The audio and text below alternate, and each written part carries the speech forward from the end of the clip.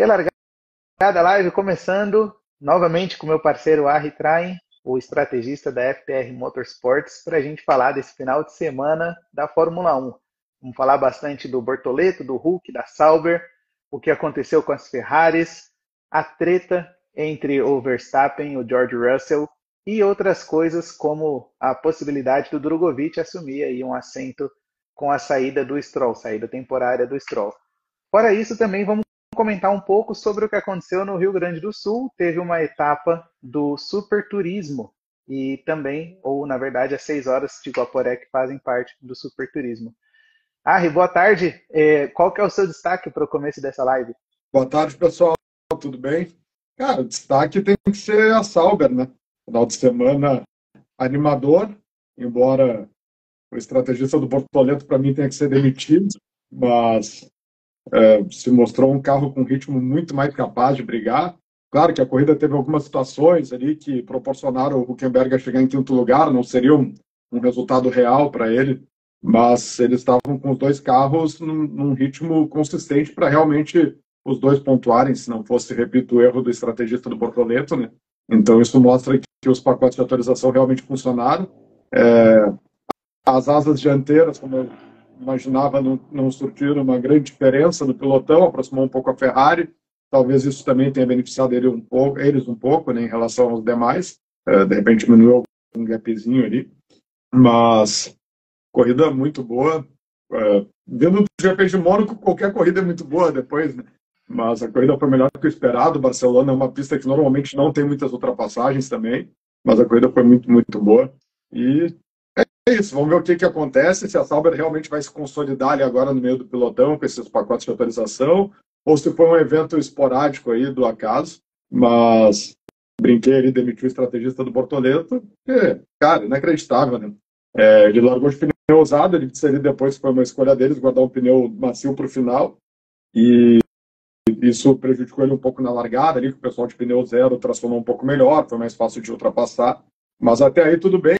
Esse não foi o erro foi que todo mundo começou a parar lá pela volta 10, mesmo os que largaram de pneu zero, e ele seguiu de pneu tomando 3, 4 segundos por volta ali, até a volta 18, se eu não me engano. Então isso daí liquidou, se tu olha a diferença dele ali para o 8º lugar, foi mais ou menos o tempo que ele perdeu no primeiro stint, que foi muito lento, e depois de pneu novo ele vinha virando um ritmo, eu até anotei ali, eu vinha acompanhando a tela da cronometragem, ele era do 8º para baixo, ele era o carro mais rápido em pista no segundo stint. Aí, não sei bem qual era a estratégia, eu sei que os caras no final deu uma bagunçada, acho que para uma parada não dava, né? A previsão para fazer uma parada teria que largar de médio e alongar bem o stint, a pista muito abrasiva, estava quente, mas mesmo para 2 paradas, ele disse que o safety car prejudicou um pouco o plano, porque realmente, quando ele tinha uma situação melhor de pneu no fim da corrida, todo mundo parou para botar pneu de novo, né? E na relargada, eu fui olhar lá a tela, ele estava com um pneu mais novo do que o 10º e do que o 9º, mas tinha pneu mais velho do que quase todos que vinham atrás que pararam. Então, ia ficar muito difícil para ele segurar, como não conseguiu, o Alonso acabou passando ele. Mas foi uma corrida animadora aí pro resto da temporada, para a gente que torce muito pelo Bortoleto. Essa não é a primeira vez que a gente vê um erro de estratégia na corrida do Bortoleto. Será que o estrategista dele é muito ruim ou eles estão experimentando para tentar achar algum coelho, tirar algum coelho da cartola? Eu sempre digo e repito que quem está andando lá atrás precisa arriscar algo diferente, porque o dia que dá certo, tu consegue ir bem para frente. Se tu fizer tudo igual a todo mundo, com um carro que anda atrás, tu vai chegar atrás. Então pode ser que eles tenham ido nessa linha, mas é a segunda vez que o Hülkenberg pontua por fazer o que todo mundo faz e está pronto para aproveitar a oportunidade quando ela aparece. Ele não está conseguindo aproveitar, mesmo tendo um ritmo muito bom. Esse final de semana, eles botaram as atualizações do TL1 e 2 só no carro do Hülkenberg, até eu entendo, porque eles precisavam de um comparativo com os dois carros para ver o que de fato tinha andado para frente ou não com as atualizações, e o Bortoleto veio só para o TL3 para andar no carro que realmente ele classificou e correu. Mesmo assim, ele meteu 4 décimos no carro do Hülkenberg, no classificatório, fantástico, para um Hulk ainda, né?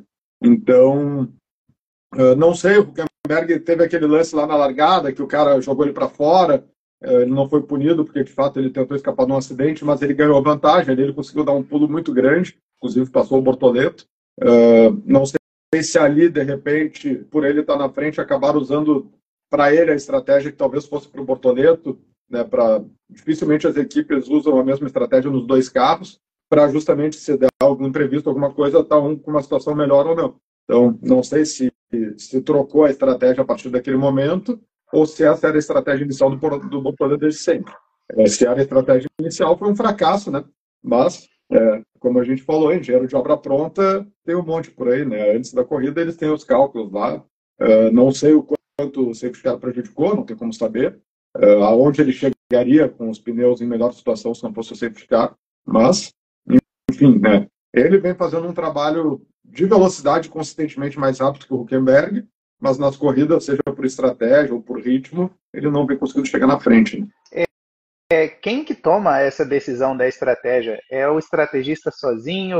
O piloto tem voz ativa? O chefe de equipe tem voz ativa? Como funciona equipe isso? De Fórmula 1 tem 600 pessoas trabalhando, seja na fábrica ou seja no box ali, né? Eles têm uma série de engenheiros, de cálculos, para projetar as estratégias e os resultados, os tempos, né? E certamente é uma reunião que acontece antes com participação do piloto, com participação do estrategista, do piloto, que é o chefe da equipe, o Hartley também, que veio da Red Bull, provavelmente deva participar. E talvez falte essa experiência para o Bortoleto para brigar um pouco, né? Frequentemente a gente vê no rádio os pilotos, eu acho que a gente tem que ir para estratégia tal, não, acho que tem que parar, acho que não tem que parar, porque tu me chamou, porque tu me botou tal pneu. E a gente não vê nele esse enfrentamento, não sei se por ser um Hulk, por não querer criar nenhum clima com a equipe que possa ser interpretado como negativo, ou se até pela falta de experiência, de entendimento do gerenciamento de pneus, enfim, da categoria, de tudo como funciona. Mas é aprendizado, né? Ele foi colocado agora, já na Sauber, pensando no projeto Audi para o ano que vem, justamente para ganhar experiência. Então, esses erros é agora. O pessoal não a chamada porque não pode falar. Mas é isso aí. Ele tá com muita coisa, na real, para pensar, né? Beleza, Barcelona é uma pista que ele já conhecia, mas até então ele teve muitas pistas novas, o carro completamente novo, um carro novo que não é bom, então ele precisa, ao mesmo tempo que ele está aprendendo o carro, ele está ajudando a equipe a melhorar um carro. E aí essa parte de estratégia também, eu acho que é mais isso, é mais essa questão dele amadurecer em diversos outros pontos até chegar o momento que ele vai começar a bater de frente nessa questão da estratégia, né? Até pela questão física, né? As corridas elas vêm alongando o progredir da carreira. A Fórmula 3 é uma corrida mais curta, a Fórmula 2 é uma corrida um pouco mais longa e a Fórmula 1 é uma corrida de quase 2 horas. Então, influencia muito mais essa questão do gerenciamento dos pneus, da estratégia, de poupar combustível, né? Por causa do peso, enfim. Então, é um aprendizado que ele vai passar aí na carreira, mas acho que falta uma pessoa mais competente ali fazendo as contas, porque era nítido, a gente que está de fora via, tu tá tomando 3, 4 segundos por volta, é óbvio que tu vai tomar um undercut de todo mundo que está atrás se tu não parar, não tem por que tu insistir em ficar mais 7, 8 voltas na pista, né? E principalmente uma pista como essa, que é uma pista mais abrasiva do que o normal, ou pelo menos do que as outras pistas até então. Sim, a degradação ia ser mais rápida do pneu, né? Mas mesmo assim, teve bastante coisa boa no fim de semana dele, né? Ele fez um quali excelente, faltou pouquinho para ele ir para o Q3 e ele vinha fazendo uma boa corrida também. Ele passou pelo Sainz. Isso é uma coisa que eu achei muito legal. Teve ultrapassagem dele, teve ultrapassagem do Hulk e essa era uma das reclamações que havia sobre o carro da Sauber, né? Quando eles encostavam para tentar uma ultrapassagem, o carro perdia completamente o controle. E o que você achou dessa passada aí do Hülkenberg sobre o Hamilton? Ali era a condição do pneu também, né? Ele parou. Ali o estrategista dele foi muito inteligente, porque ele percebeu que todo mundo para trás dele ia ganhar o Lucky Dog, né? Ia recuperar a volta. Então, se ele parasse naquele momento, ele não ia perder a posição em pista, porque ele sairia na frente do pessoal que estava reagrupando. Então, fizeram certo, chamaram ele na hora certa. E aí, de pneu novo, conseguiu a aproximação ali. O Hamilton acho que não parou naquele momento, ele não estava de pneu novo, né? E aí a gente sabe que o pneu nessas primeiras voltas tem uma diferença muito grande. Então, foi bom. Aí depois com a besteira do Verstappen ainda conseguiu ganhar mais uma posição com a punição, né? Ele chegou em sexto na pista e em quinto no geral. Pena o Bortoleto ali, que se ele não toma do Alonso, ele também acaba conseguindo progredir uma posição com a punição do Verstappen, teria sido 10º, né? Sim. Uma pergunta, assim, você falou que talvez as equipes tenham trocado a estratégia do Bortoleto e usado no Hulk no momento que ele teve um bom início de prova. O estrategista dos dois é o mesmo ou cada um tem o seu estrategista, assim como cada um tem o seu engenheiro? Eu acredito que cada um tem o seu, claro, mas tem o chefe da equipe ali que eles projetam os cenários. Eles devem conversar antes da corrida, assim como a Ferrari ali, que vinha brigando e depois pediram para inverter com o Leclerc na pista, né? Chega um momento que eles falam, cara, ele está melhor do que tu, a chance maior agora nesse momento é dele, então nós vamos usar essa estratégia que teoricamente é a melhor, se tudo correr conforme o esperado, para o carro que está na frente. Né? Eu acho que isso aí é meio normal, né? Tirando equipes como a McLaren, que tem 2 pilotos que estão brigando pelo campeonato, normalmente todo mundo faz uma estratégia um pouco diferente, cada um dos carros, para se proteger. Né? Se algo der errado, um dos carros está numa estratégia diferente. Né? Então, provavelmente por ter largado na frente, ele tinha condição de optar por essa estratégia. Deve ser o plano A, ele estava num plano B, tinha o Huckenberg. No momento que ele perde a posição na largada, inverte. Né? Acho que isso é natural. Mas achômetro, né? Não sei como é que é o combinado deles lá dentro, mas eu acredito que sim. Eu estava dando uma olhada, os itens que foram atualizados na Sauber foi a asa dianteira, óbvio, mas também teve o assoalho e a tampa do motor. Exatamente. Quer dizer, é basicamente itens bastante aerodinâmicos, né? E em termos de velocidade até não mudou tanto, né? O Bortoleto vinha frequentemente chegando no Q2, hoje chegou um pouquinho mais para frente, quase foi para o Q3. Mas o que mudou aparentemente é essa questão do ritmo de corrida, do ar sujo ali, de conseguir andar mais perto dos carros da frente, né? Isso daí que deixa a gente mais animado para as próximas corridas. Né? Acho que agora, se eu não me engano, a Sauber chegou a 16 pontos. E eu fiquei curioso, ano passado a Sauber foi a que menos pontuou, fizeram 4 pontos. E aí eu fui dar uma olhada no histórico da Sauber nos últimos 5 anos. Eles estão sempre ali, 8, nono, oitavo, nono, 10º lugar. Acho que o melhor resultado que eles tiveram foi um 6º lugar no Campeonato de Construtores. Então, será que já dá pra gente ficar animado e imaginar que não vai ficar em último lugar esse ano? Tá, provavelmente a briga vai ser, sei lá, com Alpine, com Williams. O que você acha disso? Não, a Williams está bem na frente, né? Acho que a briga vai ser ali com a Alpine, com a Haas, talvez. Mas vai depender do quanto essa evolução e o quanto os outros também vão evoluir ou não ao longo do campeonato. Se eles conseguirem consistentemente chegar ali próximo de brigar por pontos, eu acho que dificilmente eles vão ficar em último no campeonato. E isso é bom porque entra mais dinheiro para o projeto áudio do ano que vem. Né? Então, muda, né? As premiações, enfim. Então, vamos torcer, como eu disse, que para as próximas etapas o desempenho se concretize. O próprio Bortoleto disse, não esperem que o Huckenberg vai chegar em quinto na próxima corrida, que não vai, isso não é a posição real, mas daqui a pouco eles brigando ali entre o oitavo e 10º, né? Estaria ótimo, né? Se toda a corrida conseguir fazer 1, 2, 3 pontinhos para a equipe, eles com certeza não devem ficar em último no campeonato, né? Então, só para a galera que está torcendo para o Bortoleto gravar bem, a nossa briga hoje é contra a Alpine, contra a Haas. Os pilotos da Alpine são o Gasly e agora é o Colapinto, né? Já passou por lá o Durham. E os pilotos da Haas são o Ocon e o Berman. De todos esses, quem que é o mais forte e quem que é o mais fraco, na sua opinião? Eu acho que em desempenho, quem está indo melhor esse ano é a Haas, em comparação à Alpine. A Alpine não tem se acertado, o Colapinto está muito mal. O Gasly também não está conseguindo entregar bons resultados, né? Mas eu não sei de cabeça como é que está a tabela de construtores ali. Esse final de semana foi bem corrido para mim, não vi atualização, mas eu acho que são esses. Acho que a Sauber, a Alpine e a Haas estão nas 3 últimas posições, provavelmente com uma diferença pequena. A Sauber agora deve ter dado um pulo um pouquinho, porque fez bastante pontos nessa etapa, né? Não sei se tu tem o dado aí, mas... Eu estou abrindo aqui a classificação de construtores. Hoje está assim, a Alpine em último com 11 pontos, depois vem a Aston Martin com 16. Eles estão empatados com a Sauber com 16, mas aqui na lista, por algum motivo, a Sauber está na frente. E aí vem a Haas em sétimo com 26 pontos. Essa é, a Haas está até um pouco mais à frente do que eu imaginava. A Aston Martin teve um começo muito mal de campeonato, mas nas últimas duas etapas já andou bem mais para frente. Só que aí teve o azar da quebra, enfim, né? Então não pontuou. Acho que não deve permanecer nessa briga ali do fundo. Mas a Haas está um pouquinho mais descolada do que eu me lembrava. Aqui ele tinha um pouco menos de pontos. Então acho que a tendência é que fique ali entre Alpine e Sauber a briga mesmo. Uhum. Já que a gente falou de Aston Martin, tem uma notícia boa pra gente e pra todo mundo que gosta de Fórmula 1, né? O Stroll É, vai tirar uma folga aí. não se sabe ainda quanto tempo ele vai precisar ficar fora, né? Ele não correu esse último GP por uma lesão no punho. Infelizmente, o Drogovic não pôde andar porque ele tinha feito o classificatório, pela regra, não pode trocar o piloto depois do classificatório. Então, vamos torcer.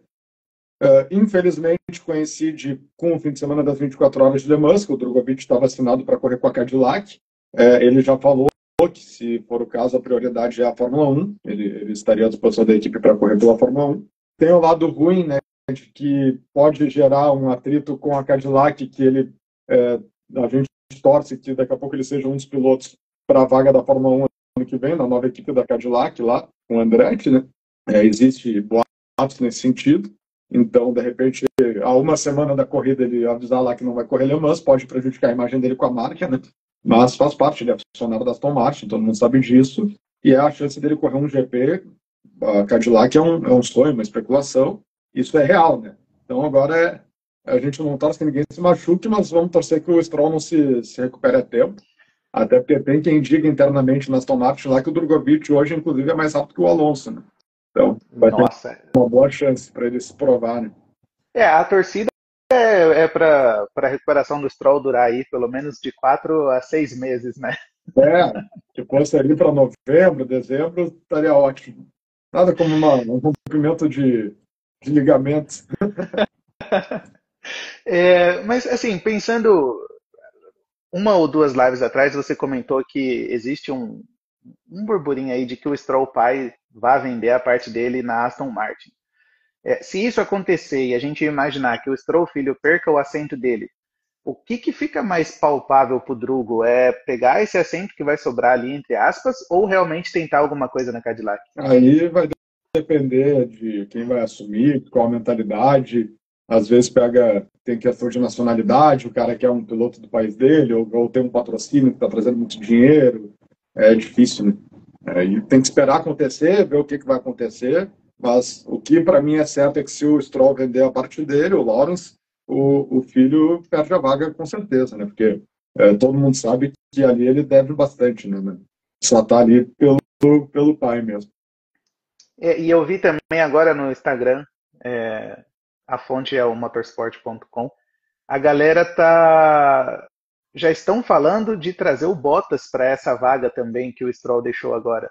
Então seria mais um concorrente para o Eu, Drogovic. eu li essa notícia agora, um pouquinho antes do início da live. Não sei qual é a fonte, de onde é que saiu, mas se isso acontecer, para mim, daí o Drogovic tem que sair da equipe. Claro que não agora, vou romper meu contrato, tchau, mas aí ele tem que partir para uma próxima oportunidade, se Deus quiser, na Cadillac, na Fórmula 1, mas se não, tentar um outro caminho, ir para o VEC, para o EC mesmo, ou para alguma outra categoria, Fórmula Indy, enfim, tem especulação, porque aí vai ser muito difícil para ele. Quando o cara está lá há 2, 3 anos já, quando tem a oportunidade aí, chama um piloto de fora, seria muita sacanagem com ele da equipe, mostra que realmente não estão valorizando muito ele lá, né? Para a gente fechar esse bloco aqui de brasileiros, você hoje escolheria fazer as 24 horas de Le Mans ou você ia para o GP do Canadá? No lugar deles, fosse confirmado que ele iria correr, iria para o GP do Canadá, porque a chance dele de, no último tiro ali, para tentar aquele sonho, que é o sonho de todo mundo que seguiu essa carreira, né, até aquele ponto que ele chegou. Então, ele está certo, ele tem que tentar fazer o GP mesmo. Foi assim que o Birman se mostrou para o mundo ano passado, né, fazendo uma substituição, acabou pontuando e praticamente garantiu a vaga dele na Fórmula 1 esse ano. Com certeza. Eu não sei. Para mim seria uma escolha bem difícil, pensando aquilo que você comentou, né? Ele começar um relacionamento ali com a Cadillac e também as 24 horas a gente comentou na última live, é uma das três mais importantes da Tríplice Coroa e parece que existe uma chance, né, de dar bom para ele lá. É uma decisão difícil, cara. Mas, Eu independentemente, acho ele tem assim, contrato com a Aston Martin, deve falar mais alto, né? por tamanho de corrida, para mim 24 horas de Le Mans é maior que o GP de Montreal, certo? Mas o sonho dele, todo o investimento da carreira dele até esse momento foi direcionado para chegar na Fórmula 1. Aí quando chega a oportunidade dele sentar num GP, ele vai dizer, não, agora eu vou correr as 24 horas de Le Mans. Não, não faria sentido, né? Sim, sim, tem razão.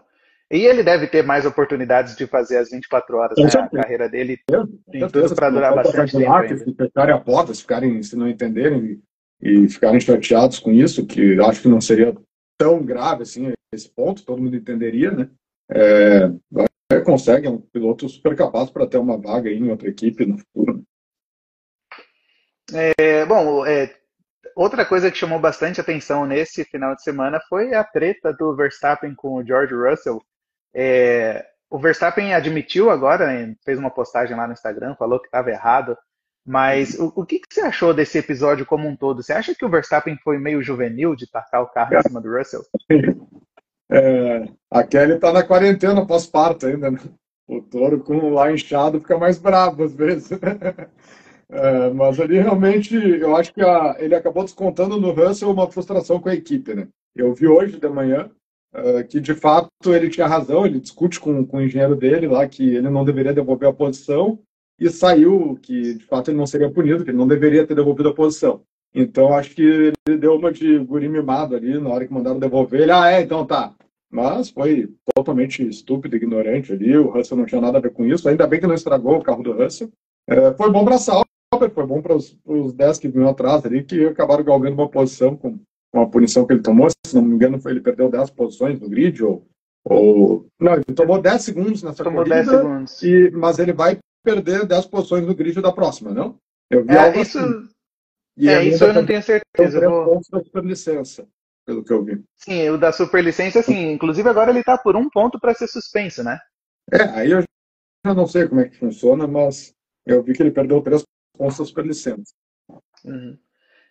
Isso, claro, além desse fator aí, teve outra coisa que chamou a atenção no GP do Verstappen. Ele estava com uma estratégia bastante ousada de fazer 3 paradas, né? Sim. Aí ele disse que o safety car arruinou tudo, ele não tinha mais pneu, botou um pneu duro, etc. Mas se não existe esse safety car ali, você acha que essa estratégia tinha dado bom para eles? Eu cheguei a achar em algum momento que a McLaren estava demorando a reagir para não tomar o undercut dele, mas quando se mostrou que ele ia para 3 paradas, acho que a McLaren, até o Piastri passa o rádio, tá, estamos mais tranquilos.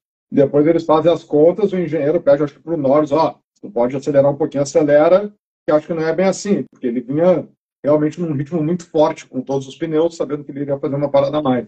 Mas na própria transmissão falaram, e acho que foi a ideia deles também era muito mais de se proteger da Ferrari, de quem vinha atrás, garantir o 3º lugar, ou talvez conquistar um 2º lugar, mas acho que para a vitória não tinha condições com essa estratégia. Mas sim, o safety car para ele foi péssimo, porque ele já tinha usado todos os pneus. Eu não sei se eu teria botado um duro novo ali. Eu não tenho acesso à conta, não sei o quanto estava virando mais lento o pneu duro, mas se provou totalmente ineficiente. Inclusive, ele dá aquela atravessada na relargada ali, porque o pneu o duro demora um pouco mais a chegar na temperatura, e ali que ele bota fora o 3º lugar com toda certeza. Né? Então, não sei se no caso dele não era melhor ter deixado ele na pista com o pneu que ele já estava, que foi o que fez o Bortoleto, por exemplo, e alguns outros. Né? Mas, com certeza, o safety car foi muito ruim para ele. Isso você citou o Bortoleto, é exatamente o que passou na minha cabeça. Acho que dá para a gente passar um pano para o estrategista do Bortoleto se a gente olhar para o estrategista do Max e também perceber aquilo que você falou. Se você tem um carro que está muito atrás, nesse caso a Red Bull está atrás da McLaren, você tem que tentar tirar um coelho da cartola. Foi o que eles quiseram fazer com essa estratégia de 3 paradas, né? E também o lance do pneu usado. A própria Red Bull não tinha pneus novos e bons para o Max usar, então por que a Sauber teria, né? A questão é que eles têm os jogos limitados, então como ele foi já para essa estratégia de 3 paradas, desculpa, como ele foi para essa estratégia de 3 paradas, com certeza ele usou tudo que ele tinha de melhor. Ele usa 2 macios e 1 médio, se eu não me engano, né? E aí depois ele acaba indo pro duro quando dá o safety car.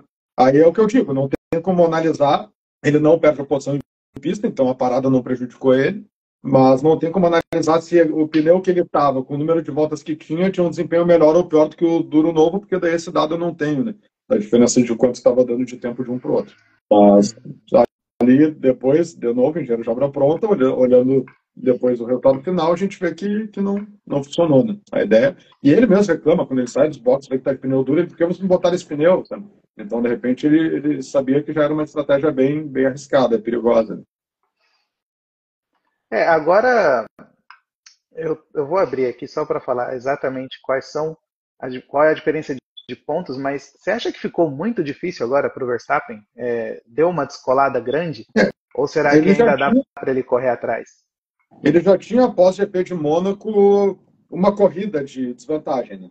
Ele precisava ganhar uma corrida em que a McLaren, que o Piastri não pontuasse, para empatar no número de pontos. Então, isso já começa a tornar uma diferença difícil. Né? Trazendo assim uma analogia para o futebol, o cara ganhou de 2-0 o primeiro jogo e agora pode perder em casa de 1-0. A McLaren já conseguiu abrir essa vantagem. Pode virar? Pode, mas quanto maior a vantagem, mais difícil é. Né? Então, eles já estão com uma corrida de vantagem. Agora, eu não vi, porque terminou a corrida, eu tenho minhas filhas gêmeas, né? E 1 ano e 2 meses, vão fazer essa semana.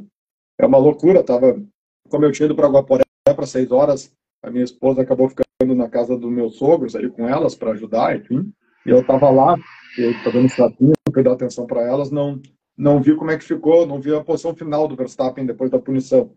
Mas eu acho que ele saiu dos pontos, inclusive. Eu acho que ele não chegou a abrir 10 segundos para o 10º lugar, não? Bom, nesse momento ele está com 137 pontos no campeonato de pilotos. Acho que é a mesma pontuação que ele estava depois de Mônaco. Então se ele está a 50 pontos de diferença para o Piastri, já são 2 corridas. Então, cada vez fica mais difícil, né? Uhum. E nada indica que a McLaren vai ter problemas, né? Com essa atualização das asas, parece que não mudou nada mesmo, assim, no sentido de supremacia da McLaren. É complicado, tem que acontecer uma coisa claro muito ruim ali na McLaren. Pode acontecer um acidente, um furo de pneu, algo do gênero, né? Que o Piastri não pontua em uma outra etapa, do jogo, faz parte, mas a chance começa a ficar cada vez mais difícil para ele. Já que a gente mencionou McLaren, eu vou passar para o bloco das McLarens.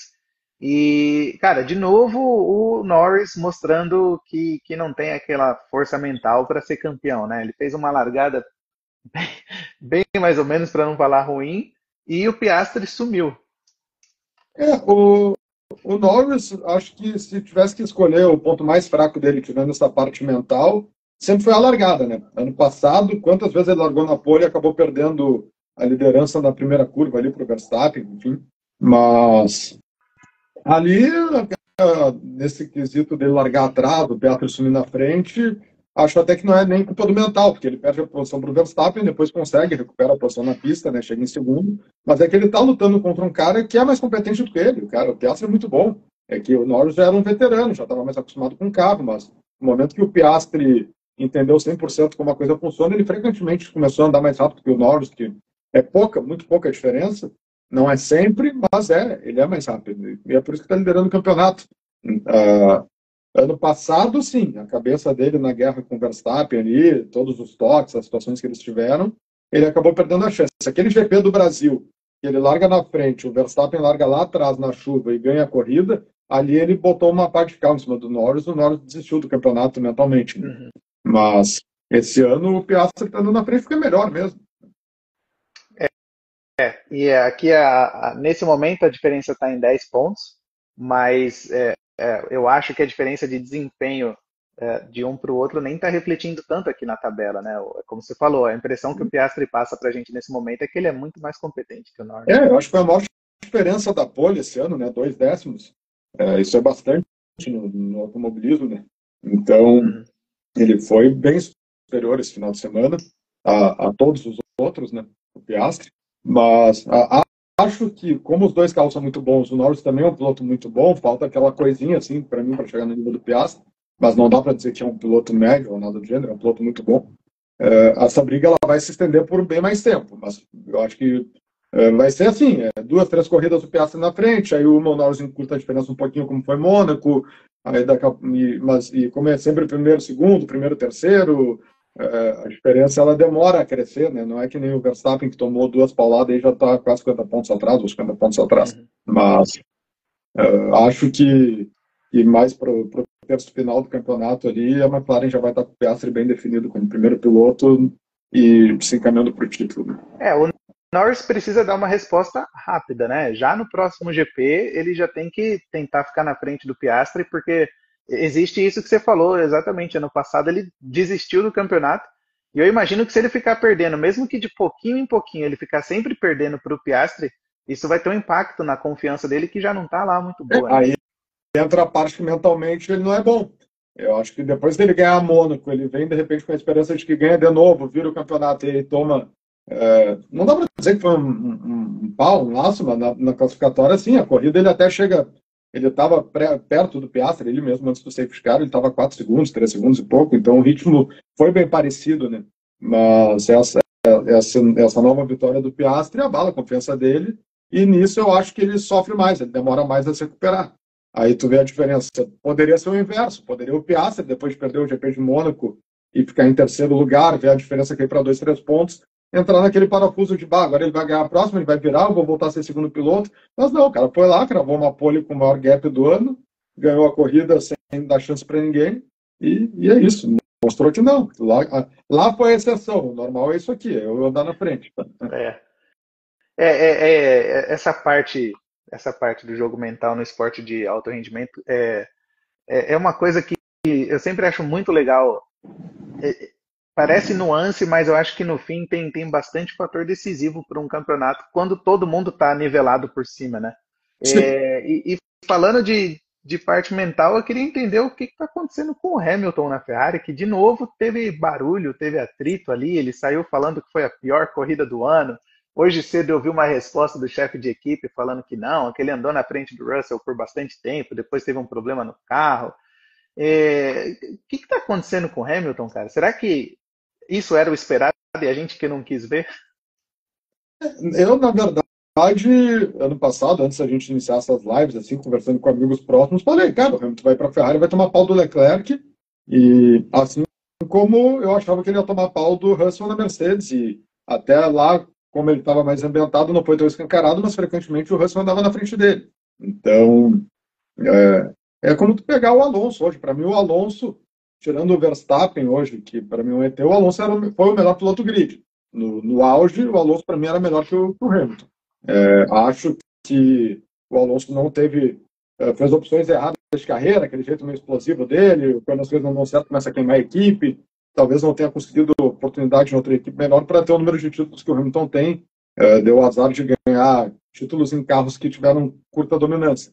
Mas o Alonso é um piloto extremamente completo. O cara foi no Dakar, andou bem pra caramba, foi na Indy 500, classificou em oitavo, tudo que o cara senta a bunda, ele acelera. Então, se o Alonso hoje sentasse numa Ferrari com o Leclerc, numa Mercedes com o Russell, ele também não ia ter vida fácil, né? A idade pesa um pouco, é um esporte de altíssimo desempenho, de muita velocidade, de tudo, de raciocínio, de reflexo, e pesa, não adianta, isso é fisiológico, né? Mas eu não achei a pior corrida deles no ano, pelo contrário, eles tiveram um classificatório mais perto do pilotão da frente, acho que aí entra, se diziam que eles eram os que menos exploravam a maleabilidade da asa dianteira, e então, com a mudança do regulamento, teoricamente, eles foram os menos prejudicados, todo mundo perde um pouco nesse quesito em relação a eles, pode ter sido que tenha sido isso, porque eles classificaram, acho que foi um dos melhores quali do ano, tirando o Mônaco, para eles, e eles vinham bem ali na frente. Foi uma corrida tumultuada no sentido de muita estratégia diferente de pneu, o safety car no final, mas no ritmo o Leclerc acabou chegando nele, mandaram inverter porque o Leclerc vinha um pouco mais rápido. Então, a gente falou sobre o GP de Mônaco. Para mim, ele não está satisfeito muito mais com ele mesmo do que propriamente com a equipe. Com essa questão dele não ser o primeiro piloto, não está acostumado a isso, e aí está machucando um pouco o ego dele lá. Eu tô dando uma olhada aqui, o contrato dele inicialmente vai até o final de 26 e pode haver uma renovação até 27. Mas será que ele dura tudo isso? Será que os caras não vão tirar ele da Ferrari antes? Não sei se tirar ele por escolha, porque financeiramente para a Ferrari foi um bom negócio, né? No dia que anunciaram ele, as ações da Ferrari subiram 40 bilhões de dólares, ou 40 milhões de dólares, mas foi um absurdo a valorização. Então, como marketing, foi muito bom. Mas o italiano leva a sério lá, como a gente falou, é que nem o futebol no Brasil. Então, se não performar, mas eu não vejo ele tomando um pau pro Leclerc, assim. Ele está tomando, mas não é uma diferença absurda, não é um Verstappen para um Tsunoda, um Alonso para um Stroll. Eles estão perto, o Leclerc um pouquinho na frente, um pouquinho melhor, por estar talvez mais ambientado, por ser mais jovem, por ser um piloto muito bom também. Mas Já tem mais acho tempo que ele, no de carro, repente, né? eu acho que ele, de repente, pela idade, por tudo, não precisa provar mais nada para ninguém, de repente realizou o sonho de andar na Ferrari e achando que a coisa não está muito legal, talvez ele decida se aposentar. Mas aí, vamos ver o que vai acontecer mais para o fim do ano. Né? Eu me pergunto se ele não tem na Ferrari uma postura parecida com a do Neymar no Santos, né? Tipo, o Neymar chega lá, não, eu sou o Neymar, vocês vão ter que correr aí para se adaptar. E aí o Neymar fica indo na Kings League, fica indo em torneio de pôquer. Eu me pergunto se o Hamilton não está fazendo muitas coisas fora da Fórmula 1 e deixando um tempo precioso que ele podia estar usando para se ambientar mais com o carro. A gente sabe que muda muito de um carro para o outro, né? Eu até Não sei, às vezes o cara perdeu a vontade. Eu acho que o Neymar, para fazer essa analogia, ele sempre foi um cara pouco compromissado, né? Nunca foi um Cristiano Ronaldo da vida, né? Então, ele é o cara que. Esses dias eu estava vendo uma estatística ali que todas as rodadas véspera de carnaval ou ele estava lesionado ou suspenso. É, coincidência absurda, né? Mas no aniversário da irmã dele também teve uma estatística, enfim, não é nosso assunto de futebol, mas o Hamilton, eu acho que ele é um cara profissional. Acho que de uns anos para cá ele acabou se dedicando muito a uma causa ali, que para mim é até meio hipócrita, o cara corre de Fórmula 1, mas só tem que ter carro elétrico, né, é vegano, é isso, é aquilo, usa aquelas roupas lá que parecem uns vestidos, enfim, cada um faz o que quer da vida, eu sou um pouco mais tradicional, e de repente isso, ele começou a usar a fama mais para esse lado, tudo bem, é o direito dele. Mas na Ferrari me pareceu ele dedicado, empenhado. Até muda, né? No dia da apresentação dele, ele aparece com um sobretudo, de gravata, vestido de homenzinho. E eu, será que é um novo Hamilton que vem na Ferrari ainda? Mas não, eu acho que a questão dele realmente repito, para mim ele está machucado de que ele caiu do trono, né? E na Ferrari provavelmente foi conversado antes, quando ele assinou o contrato, ele deveria saber que a posição da equipe seria de deixar os dois brigar. De repente, o que ele não esperava é que ia tomar tanto para o Leclerc. Né? Bom, são cenas para a gente Né? acompanhar aí nos próximos E episódios, já que a. só para concluir nas primeiras voltas do GP, eles brigaram livremente. Até foi a melhor briga da corrida ali, acho que volta 3, 4, 5, o Hamilton fechando porta, defendendo posição, até que vem a ordem para inverter. Eu acho assim, com a disputa pelo título já começando a ficar encaminhada para mais um título da Ferrari, seja Norris, seja Da McLaren. Piastri, isso, o título da McLaren já mais encaminhado, acho que a gente vai se divertir daqui para frente vendo essa luta entre pilotos, né? O Hamilton com o Leclerc, os dois lá da Sauber que tem mais a ver com a gente. E não só isso, né? A briga da posição, da classificação geral ali de construtores, ela é muito apertada no meio ali. E muda bastante a questão do orçamento para o ano seguinte, né? Então eles têm que lutar até o final. Hoje eles estão em quarto lugar, eu acho. Desculpa, tava um frio do caramba lá em Guaporé, eu voltei um pouco resfriado. Eu essa tosse chata. Mas eles vão ir, eles precisam aproveitar o máximo de pontos que tem. Eles estão brigando, acho que, com a Mercedes diretamente hoje pelo terceiro ou quarto lugar. A Williams está perto. Eles não podem vacilar, porque é importante. Qualquer posição que chega para frente é importante para o ano seguinte. Né? Hoje, deixa eu só ter certeza do que eu estou olhando aqui. É isso. Hoje a Ferrari está em segundo. Nossa, a diferença da McLaren é absurda. A McLaren está com 3,62 e em segundo vem a Ferrari 1,65. E aí é o que você acabou de falar. A diferença do segundo para o terceiro, que é a Mercedes, é de apenas 6 pontos. E para o quarto, que hoje é a Red Bull, está em 19 pontos.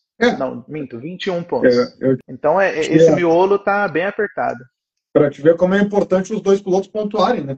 A Red Bull tem o Verstappen andando lá na frente, mas pontua sozinho, então está em quarto. Eu até achava que eles estavam na frente da Ferrari com 137 pontos do Verstappen, e o Tsunoda, se não me engano, marcou 1 ou 2 pontos no campeonato até agora. Quantos pontos tem a Red Bull aí? A Red Bull está com 144.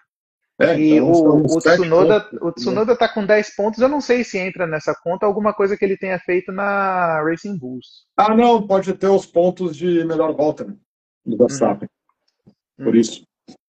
Mas então é isso. Eles precisam dos dois pilotos pontuando bem ali, que no agregado faz diferença, né? Tanto é que eles não estão nem perto de ser a segunda melhor equipe em resultados de pista, de corrida, mas estão em segundo no Campeonato de Construtores. Sim, e essa questão do Tsunoda, o Verstappen defendeu o Tsunoda. Primeiro ele já era contra a troca dos pilotos, né? Sim. E agora ele defendeu o Tsunoda, disse que ele não é nenhum panqueca, acho que é a palavra que ele usou. E na verdade esse escancaro que todo mundo já está vendo há muitos anos, né? O segundo assento da Red Bull sofre horrores. E aí durante a transmissão o pessoal estava comentando que seria um erro para o Adjar se viesse o convite para ele ir para a Red Bull. Também acho que seria extremamente precipitado da parte dele, né? O que eu vou te dizer, né? Tem que ser um piloto genial para sentar naquele carro e andar muito bem. Isso já ficou provado, mas tu vai abrir mão dessa chance? Né? O que tu mostra para a tua carreira no momento que tu nega esse convite? Então, se correr o bicho pega, se ficar o bicho come, né? Se tu não aceita, tu mostra que tu não tem confiança. Se tu aceita e o Verstappen te trucida, tu acaba com a tua carreira. Então, é uma posição muito difícil ali, né? Mas eu não sei o que eu faria no lugar dele. Eu ficaria quietinho, internamente pediria para não oficializar o convite. Não, me deixa aqui mais um ano, eu acho. Mas se vier o convite, tem que aceitar, não tem o que fazer, né? Acho que o que salva, entre aspas, o Adjar nessa é que ele é novato, né? Ele é um Hulk. E o Tsunoda já estava lá há algum tempo. Ah, Não daria pro mas, Tsunoda falar não quero, né? mas o Marco também não é muito disso, né? Não, ele queima mesmo os caras. Se vier o convite de falar, não quero, não estou pronto, acho que passa o cavalo encilhado, né? E aí, É só qual ver o é que a ele imagem que falou passa para uma com outra equipe, né? o que ele fez com o Adjar quando ele chorou lá depois do primeiro GP, né? O cara Sim, é bruto mesmo. é. Então ali é complicado. Mas eu acho, sinceramente, que eles não vão mexer nesse momento.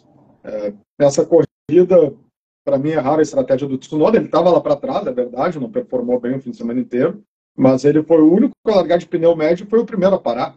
Então, não entendi, não sei como é que era a situação dos jogos de pneu, o que ele tinha ou não tinha disponível, mas para mim, totalmente sem sentido, né?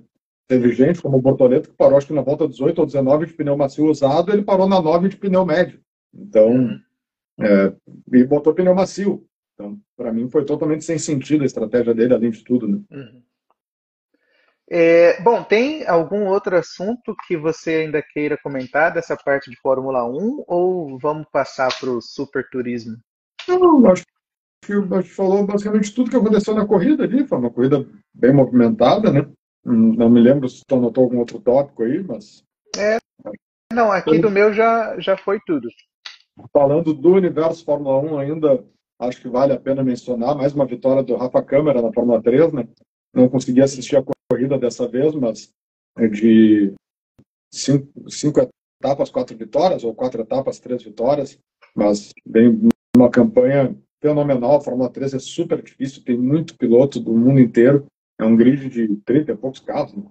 E ele vem dominando assim absurdamente, está longe, né? Tirando o GP de Mônaco ali, que ele não classificou bem, largou em oitavo, o cara vem ganhando todas as corridas de uma forma massacrante mesmo. Então, em breve devemos ter mais um brasileiro chegando aí na porta da Fórmula 1, muito bem, por sinal. Isso é uma coisa que me deixa animado, mas nem tanto, porque eu estava dando uma olhada nos rookies em geral desse ano e poucos ganharam muitas coisas na base, vamos dizer assim. Tipo, o Bortoleto ganhou o F3, ganhou o F2, chega com essa aura de campeão, mas eu fui ver o Adjar, acho que não ganhou campeonato importante na base, o Lawson também não.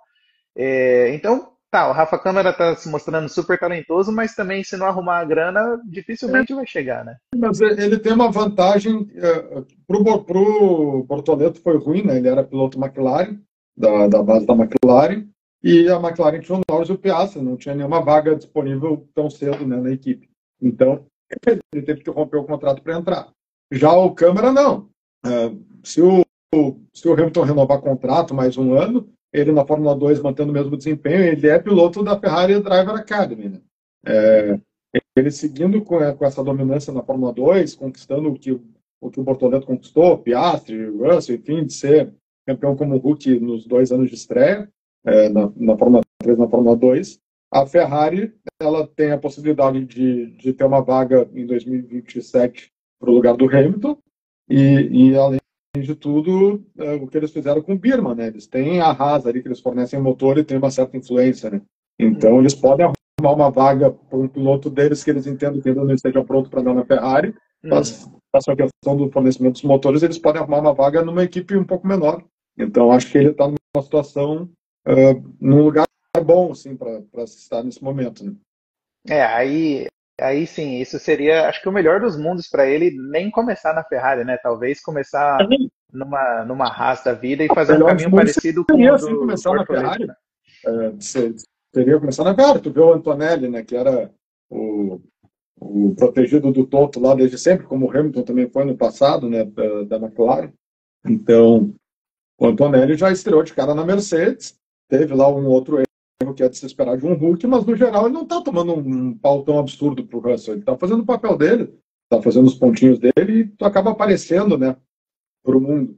Mas, enfim, se o Hamilton não renova 2027, acho que dentro da Ferrari um movimento natural seria dar uma oportunidade para o Birman e aí talvez abriria uma vaga para o Câmara ali, né, na Haas. Mas é tudo especulação, né? Ele tem que se provar ainda, conquistar esse título da Fórmula 3 que está bem encaminhado, falta muita corrida ainda, mas ele está bem encaminhado, e depois na Fórmula 2 confirmar o desempenho também. Ainda tem um longo caminho, mas de repente aí nos próximos 4 anos a gente pode ver 3 brasileiros no grid, né? O Drugo, o Câmara e o Bortoleto. Infelizmente o Drogovic é o mais difícil deles, né? Porque já passou muito. Se ele não conseguir essa vaga, essa corrida agora da Aston Martin, daqui a pouco tem um baita resultado, de repente abre alguma porta para ele na Cadillac ou em alguma outra equipe ano que vem. Mas acho que ano que vem é a última chance dele. Se ele não conseguir um contrato para ano que vem, ele está fora, até porque já começa a ficar muito velho, né? Aí ele deve acabar seguindo para outra categoria mesmo. O que não é nenhum absurdo, né? O mundo enxerga a Fórmula 1, mas tu pega quantos pilotos aí, o Felipe Nasser, por exemplo, que hoje é o cara da Penske Porsche lá no Ganhou Honduras. tudo que tinha para ganhar, né? O Augusto Farfus, piloto BMW há quantos anos de GT3. É uma frustração. Eu vi uma entrevista do Farfus muito legal, né? Que é quando ele chega para correr de turismo na Alfa Romeo, depois de estar andando de Fórmula 3000 na Europa. E aí o cara chega lá, oferece um contrato para ele, assim, que tipo, $100 mil, sei lá. E, tô aqui pagando para correr, não tenho mais dinheiro, tô ferrado. Vou aceitar, né? E no fim isso aí acabou transformando a carreira dele. Então, existe um mundo fora da Fórmula 1. Para mim é até mais interessante. Eu, que adoro corrida de endurance, eu gosto de corrida, prefiro corrida de carro do que de Fórmula, é um mundo mais interessante, mas lógico que não é um mundo que paga tão bem e dá tanta fama quanto a Fórmula 1. Sem dúvida é bastante divertido. Esse final de semana mesmo teve etapa do TCR South America e o Nelsinho Piquet está correndo lá junto com o Pedro Cardoso, que é o brasileiro atual campeão. E os caras estão batendo roda, trocando tinta, é bastante divertido mesmo. São corridas mais empolgantes de se assistir, né? Porque não tem essa questão da roda exposta, o contato é comum, né? Bom, e aí então, para a gente fechar, o que você pode falar para a gente dessas 6 horas de Guaporé que você teve lá nesse final de semana? Para a gente, infelizmente, foi um terror o fim de semana. O fim de semana não, vamos ser justos, porque a gente começou com uma pole quebrando o recorde da pista na categoria. A gente vem, é a segunda Lamborghini, já que a equipe monta, a primeira, infelizmente, sofreu um acidente ano passado também. Aí fizeram essa com algumas atualizações e veio mais rápido ainda do que a anterior. A gente vinha super bem posicionado para ganhar a corrida. A gente largou na frente, o primeiro stint a gente até foi ultrapassado por um Stock Car dos antigos V8 que andava muito de reta, mas foi a nossa estratégia acompanhar ele, porque a gente sabia que não era um carro que tinha uma durabilidade muito grande.